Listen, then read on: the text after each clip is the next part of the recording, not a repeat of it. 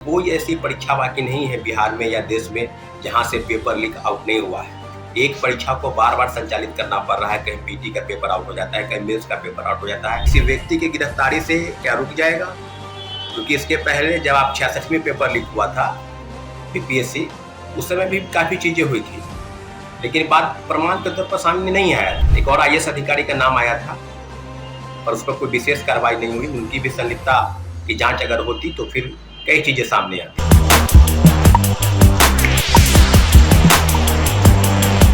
नमस्कार साथियों, जय हिंद। अभी एक बहुत बड़ी खबर सामने छन के आ रही है कि आर्थिक अपराध इकाई की टीम ने जो नीट पेपर लीक के मास्टरमाइंड जो बिहार से थे, बिहार का रहने वाला है, नालंदा जिले का संजीव मुखिया, उसकी गिरफ्तारी हुई है। और पूरी तरीके से हम आपको आश्वस्त कर दें कि इस गिरफ्तारी के आगे जो संजीव मुखिया है, उसके मुखिया कौन है, इस बात पर जवाब देना होगा आर्थिक अपराध इकाई को, बिहार सरकार को। क्योंकि जो संजीव मुखिया है, उसका बेटा डॉक्टर शिव, वो शिक्षक बहाली पेपर लीक कांड का मास्टरमाइंड था। और बिहार के कई ऐसे परीक्षाएं हुई हैं देश स्तर पर, जहां पर कई पेपर लीक हुए, कई धांधली सेटिंग हुई, जिसमें पूरे तौर पर ये दोनों बाप बेटा का गिरोह शामिल रहा है। उसकी पत्नी भी चुनाव लड़ी है, कई राजनीतिक दलों से उनका संपर्क रहा है। तो पूरी तरीके से अब ये बात बिल्कुल सामने आ गई है कि संजीव मुखिया की गिरफ्तारी के बाद हम लोग ये चाहते हैं कि संजीव मुखिया का जो किंगपिन संजीव मुखिया अगर है तो उसका मुखिया कौन है।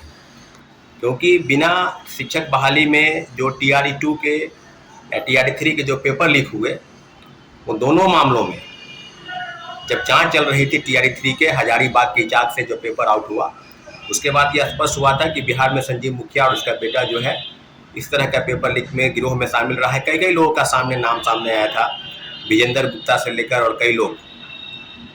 उसके बाद जो है उसका बेटा जो है डॉक्टर शिव का भी नाम आया शिक्षक बहाली में। जब आर्थिक अपराध इकाई TRE-3 का पेपर जांच कर रहे थे, TRE-2 का भी जांच क्लियर हुआ कि TRE-2 में भी पेपर लीक था।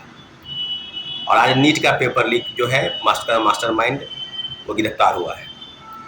तो बात सिर्फ ये नहीं है, बात ये है कि आखिर पेपर लीक धांधली सेटिंग किसी व्यक्ति की गिरफ्तारी से क्या रुक जाएगा? क्योंकि इसके पहले जब आप 66वीं पेपर लीक हुआ था बीपीएससी, उस समय भी काफ़ी चीज़ें हुई थी, लेकिन बात प्रमाण के तौर पर सामने नहीं आया था। जब 67वीं पेपर लीक हुआ, जब पूरी तरीके से आरा के बीर कुंवर सिंह कॉलेज में पूरी तरीके से बातें सामने आ गई कि नहीं पेपर लीक था, उसमें कई लोगों का नाम सामने आया था। एक रंजीत रजक DSP, उसकी गिरफ्तारी हुई। आज वो कई तरीके से आरोपों से बरी है, उसके खिलाफ पे चार्जशीट जो है आर्थिक अपराध इकाई जांच कोर्ट में सबमिट नहीं कर पाई। उसने अपने कई रिश्तेदारों को जो है अधिकारी बनाया, किसी को DSP, किसी को CO। एक और IAS अधिकारी का नाम आया था, पर उस पर कोई विशेष कार्रवाई नहीं हुई। उनकी भी संलिप्तता की जांच अगर होती तो फिर कई चीज़ें सामने आती।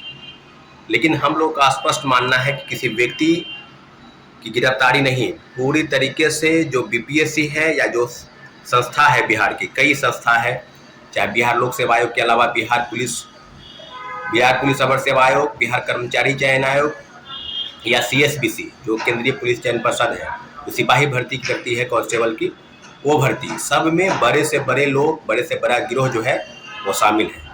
और जब जांच चलती है तो कार्रवाई के नाम पर छोटे मोटे लोगों की गिरफ्तारी होती है और उसके बाद लीपापोती हो जाता है।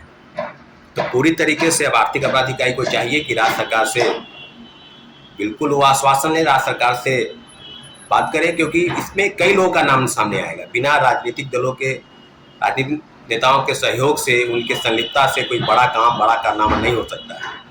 उस समय भी तेजस्वी यादव के PS का नाम आया था नीट पेपर लीक कांड में, और कई लोग, कुछ ऐसा वायरल फोटो हुआ था जिसमें सम्राट चौधरी के साथ एक गिरोह का एक आदमी जो था, उसके साथ फोटो वायरल हुआ था।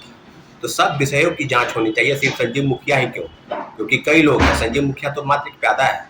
हम लोग चाहते हैं कि किंग पिन का भी कोई किंग होगा, जिसके संरक्षण में सारी जो खेल है इस पेपर लीक कांड में, बिहार लोक सेवा आयोग से लेकर बिहार कर्मचारी चयन आयोग और सभी परीक्षाओं में जो धांधली सेटिंग चल रहा है, उसके जो गिरोह के तार हैं, कहाँ तक जुड़े हैं, सभी चीज़ों की जाँच निश्चित रूप से होनी चाहिए। और शिक्षक बहाली में आज देख लीजिए कि TRE-3 में जो जिस प्रकार से लोग किए, सब लोगों की गिरफ्तारी हुई, उसके बाद भी कई चीज़ें सामने आई, व्यापक रूप में भ्रष्टाचार, डोमिसाइल सर्टिफिकेट, सीटेट फर्जी, स्टेटी फर्जी, और कई फर्जी सर्टिफिकेट के नाम पर लोग बहाल हुए। तो पेपर लीक आखिर कब रुकेगा? क्या धांधली सेटिंग इस प्रदेश का खेल इस प्रकार से चलता रहेगा? क्योंकि जिस प्रकार से लगातार पेपर लीक धांधली सेटिंग चल रहा है, मुझे ऐसा लगता है कि सिर्फ कानून, जो एंटी पेपर लीक कानून जो पार्लियामेंट से आउट हुआ है, पार्लियामेंट से पास हुआ है, सिर्फ वो कागजी रूप से ही धरा न रह जाए, उसको जमीनी हकीकत आने में कितनी देर लगेगी? क्योंकि कोई ऐसी परीक्षा बाकी नहीं है बिहार में या देश में जहां से पेपर लीक आउट नहीं हुआ है। एक परीक्षा को बार बार संचालित करना पड़ रहा है, कहीं पीटी का पेपर आउट हो जाता है, कहीं मेंस का पेपर आउट हो जाता है, कहीं फाइनल मेरिट लिस्ट में गड़बड़ी होती है। देश के तमाम राज्यों की सरकार जो है पेपर लीक रोकने में असमर्थ है।